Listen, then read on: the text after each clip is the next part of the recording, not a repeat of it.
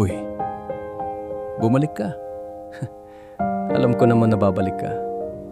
Kasi, paano ka makakagalaw pa nang hindi mo nalalaman kung ano nangyari? Nandito na ang mga sagot sa mga tanong na buong gabing ikinalat mo sa utak mo. Pero babala lang, hindi lahat ng gusto mong marinig, yung maririnig mo. At hindi lahat ng inaasahan mong mangyari, yung mangyayari. Kaya handa ka na ba? Itutuloy na natin ang kwento ng Natagpuan ko ang liham ni Lola at doon ko nalaman ang sekreto ng fiancé ko.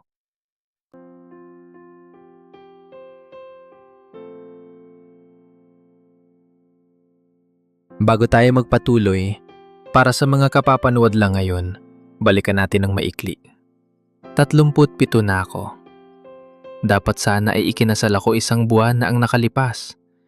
Pero sa umaga mismo ng kasal namin, tinawagan ako ng pinsan ko. Maluba na si Lola, ang babaeng nagpalaki sa akin. Tumawag ako sa fiancé kong si Jed para sabihing hindi ako makakasipot. At ang sagot niya sa akin ay, "Matanda na yan. I-let go mo na. Pabigat na lang yan." Sa sandaling yon, alam ko nang hindi na ako babalik sa kasal. Wala nang kwenta ang gown, ang catering, ang mga bisitang naghihintay. Ang mahalaga lang sa akin ay makarating sa ospital bago pa huli ang lahat. Ngayon, ikukwento ko sa inyo kung ano talaga ang nangyari at kung bakit sa huli may pasasalamat pa rin akong naramdaman kahit gitna ako ng pinakamalaking sakit ng buhay ko. Nagmamadali akong bumiyahe papunta sa ospital.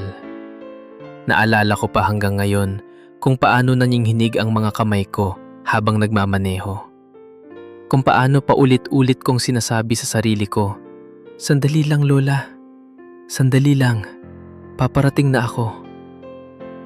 Pero hindi ko na siya inabutan. Nang dumating ako sa ospital, nakita ko na lang ang mga tauhan ng ospital, ang mga kamag-anak kong umiiyak sa labas ng kwarto. Sinabi sa akin ng pinsan ko, mahina ang boses, "Len, wala na si Lola. Kanina lang, bago ka pa dumating." Sabi pa niya, bago pumanaw si Lola, hiniling niya sa pinsan ko na dalhin ako sa tabi niya. Gusto niya akong makausap, pero busy pa ako noon sa paghahanda para sa kasal. Wala akong panahong pumunta. At sa oras na natapos ang lahat ng preparasyon, huli na. Hindi ko na siya nakausap. Hindi ko na siya nayakap sa huling sandali niya. Ang huling bagay na alam niya tungkol sa akin ay abala ako sa isang kasal na sa huli ay hindi ko rin natuloy. Kung tapat ako sa inyo, hanggang ngayon, may bahagi sa akin na hindi mapatawad ang sarili ko dahil doon. Pero habang lumilipas ang mga araw, natutunan kong intindihin na baka ito rin ang paraan ni Lola para ipaalam sa akin ang katotohanan, kahit na sa pinakamasakit na paraan. Binurol namin si Lola sa loob ng ilang araw. Buong pamilya, kaibigan, kapitbahay, lahat sila dumalo. Umiyak kami. Nagkwentuhan tungkol sa kanya. Ipinagbiwang namin ang buhay niya sa pamamagitan ng luha at ngiti. Pero sa lahat ng araw na yon, hindi kailanman dumating si Jed. Wala man lang siyang tawag. Wala man lang siyang text na, "Kumusta ka na?" o "Pasensya na sa nangyari." Parang tuluyan na lang siyang naglaho sa buhay ko. Sa una, naisip kong baka galit siya dahil hindi natuloy ang kasal. Baka nasaktan siya sa desisyon kong iwan ang lahat para pumunta sa ospital. Pero habang tumatagal, lalong kumakapal ang tanong sa isip ko. Bakit hindi man lang siya sumulpot kahit sa libing?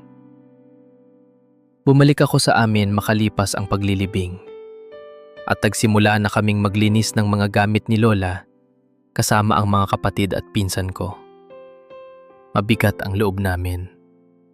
Pero alam naming kailangan itong gawin. Habang naghahalongkat kami ng mga lumang kahon sa kwarto niya, may nakita akong isang piraso ng papel. Halos kulanit na. Nakatago sa ilalim ng kanyang mga damit. Sabi ng pinsan ko, "Ay, alam mo ba? Nakita ko si Lola isang gabi. Ilang linggo bago siya no ospital, nagsusulat siya." Nagulat na ako. Kasi alam mo naman si Lola, hindi na siya sumusulat mula pa noong bata pa tayo. Sabi niya sa akin noon, importante raw ang isusulat niya. Kinuha ko ang papel. Halos hindi na mabasa ang sulat kamay dahil sa panginginig ng kamay niya noong isinulat niya ito. Malamang, ito na ang mga huling araw na malakas pa siyang humawak ng lapis. Pero pinilit kong basahin, salita-salita. At doon, nakita ko ang dalawang pangalan na nakasulat.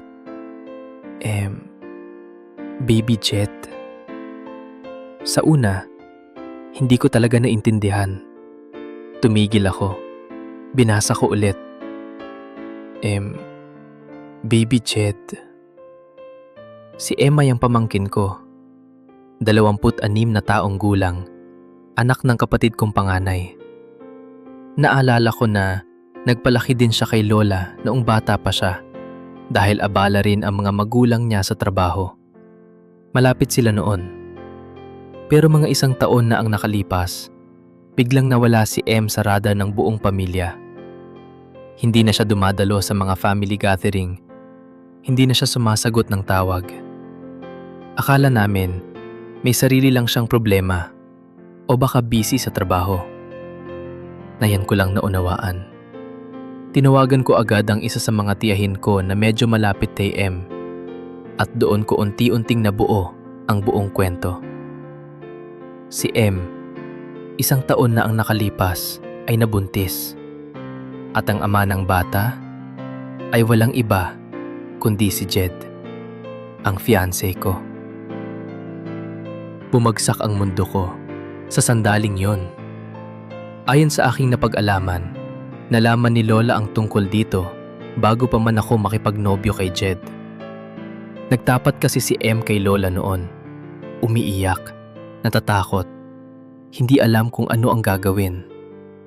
Nangako si Lola na hindi niya sasabihin kaninuman para maprotektahan si M sa iya at kung anumang gulo na maaring idulot nito sa pamilya. Pero nang malaman ni Lola na ako, ang kanyang apo na pinalaki niya, ay nagsimulang manligaw sa akin ang siya ring lalaki nanligaw at nagbuntis sa kanyang isa pang apo. Doon nagsimula ang panganib. Isipin niyo na lang ang bigat ng dinadala ni Lola. Alam niya ang sikreto. Alam niyang si Jed ang ama ng anak ni M. Pero hindi rin niya masabi sa akin ng basta-basta dahil pangako niya kay M na itatago ito. At kung sasabihin niya, baka masira ang relasyon nila ni M. Baka isipin ni M na pinagtaksilan siya ng tao na inaakala niyang mapagkakatiwalaan. Kaya sa halip, ginawa ni Lola ang tanging paraan na naisip niya. Subukang pigilan ang kasal kahit paano, kahit sa pinakahuling sandali nang hindi kinakailangang sabihin ang buong katotohanan. Doon ko naintindihan lahat. Bakit umiiwas si Jed sa mga family gathering? Hindi dahil hindi siya family-oriented, kundi dahil takot siyang makasalubong si M o makasalubong ang katotohanan tungkol sa sarili niyang anak. Bakit ayaw niyang i-celebrate ang proposal namin kasama ang pamilya? Dahil malamang, kilala na siya ni M at natatakot siyang malaman ng pamilya ko ang totoo. Bakit hindi siya dumalo sa libing ni Lola? Malamang, dahil alam niyang doon, sa gitna ng pagluluksa, madaling malalantad ang lahat. At bakit sinabi niyang matanda na yan, pabigat na lang? Dahil sa puso niya, alam niya na si Lola ang unang taong nakaalam ng kanyang sikreto. At sa halip na aminin ang kanyang kasalanan, pinili niya na wag na lang akong dalhin sa ospital para lang matuloy ang kasal na, sa katunayan, ay pundasyon ng kasinungalingan. Nagulat ang buong pamilya namin sa nalaman namin. Kinausap namin si M ng buong pagmamahal, walang paghatol. Umiyak siya ng husto. Sinabing natatakot siyang sabihin sa akin dahil alam niyang ako'y in love kay Jed at ayaw niyang masira ang saya ko. Pinili niyang tahimik na lang magdusa sa sarili niyang sitwasyon, kasama lang si Lola bilang tanging kumpiyansa niya. At doon ko lalong naunawaan ang laki ng pagmamahal ni Lola sa akin. Kahit alam niyang mabibigatan siya sa sekreto, kahit alam niyang maaring hindi na niya kayang buhatin pa ang timbang nito, pinili niya pa ring subukang protektahan ako. Sa tanging paraang alam niya, sa tahimik na paraan, hanggang sa huling hininga niya. Nagkaroon kami ng mahabang usapan bilang pamilya. Nagpatawad kami kay M, tinanggap namin siya at ang kanyang anak ng buong puso. Ngayon, malapit na kami at masaya akong sabihing bahagi na ako ng buhay ng bata. Pamangkin ko rin pala siya sa isang paraan. Isang linggo pagkatapos noon, tumawag si Jed. Sinabi niyang gusto niyang ayusin ang lahat. Gusto niyang ipaliwanag ang kanyang side. Gusto niyang magsimula ulit kami na yung malaya na raw siya sa sekreto niya. Pero paano ko babaliktarin ang lahat ng buwan, ang lahat ng taon, na tahimik lang niyang itinago sa akin ang katotohanan tungkol sa sarili niyang anak? Paano ko kakalimutan ang paraan niyang tinawag na pabigat ang taong nagpalaki sa akin? Tayong alam mismo niya na ang taong yon ang tanging nakaalam ng kanyang sekreto at pinili pa ring protektahan ako sa halip na sirain siya. Kung hindi ako natawagan noong umagang yon, kung hindi ko sinunod ang bulong ng puso ko na pumunta sa ospital, malamang ay ikinasal na ako sa lalaking may anak sa sarili kong pamangkin. At marahil, hindi ko na kailanman malalaman ang katotohanan hanggang sa huli na ang lahat. Kaya oo, minsan, ang mga bagay na akala nating pinakamasakit sa buhay natin, ang hindi matuloy na kasal, ang pagkawala ng taong pinakamamahal natin sa pinakamahalagang araw, ay siya rin palang paraan ng buhay para iligtas tayo mula sa mas malaking sakit na hindi pa natin nakikita. Si Lola sa huling mga sandali ng buhay niya ay nagsakripisyo. Hindi niya ako binigyan ng buong kwento habang buhay pa siya dahil ayaw niyang masaktan ako at masira ang pananampalataya ko sa tao. Pero binigyan niya ako ng sapat na dahilan para tumigil, para makinig sa sarili kong puso, at sa huli, para malaman ang katotohanan bago pa huli ang lahat. Ngayon, buo pa rin ang tanong sa isip ko. Ibibigay ko pa ba ulit ang tiwala ko kay Jed? O sapat na ba na alam kong nagsakripisyo si Lola kahit sa kanyang huling hininga para lang ilayo ako sa taong ito? Sa ngayon, ang sagot ko ay malinaw. Hindi na ako babalik sa kanya. Hindi dahil galit ako. Kahit papaano, mayroon ng katahimikan sa puso ko tungkol dito. Kundi dahil alam kong kung magbabalik ako, sasayangin ko ang huling regalo na iniwan sa akin ni Lola. Ang pagkakataong simulan muli ang buhay ko sa katotohanan, hindi sa kasinungalingan. Minsan po, kahit gaano man kalaki ang sakit na dulot ng isang pagkakataong hindi natuloy, mayroon talagang dahilan ang lahat.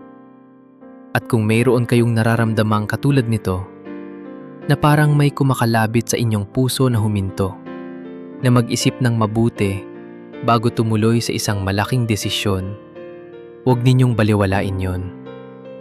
Kasi minsan, ang taong pinakamalapit sa atin, kahit tahimik, ay siyang pinakamalalim ang pagmamahal.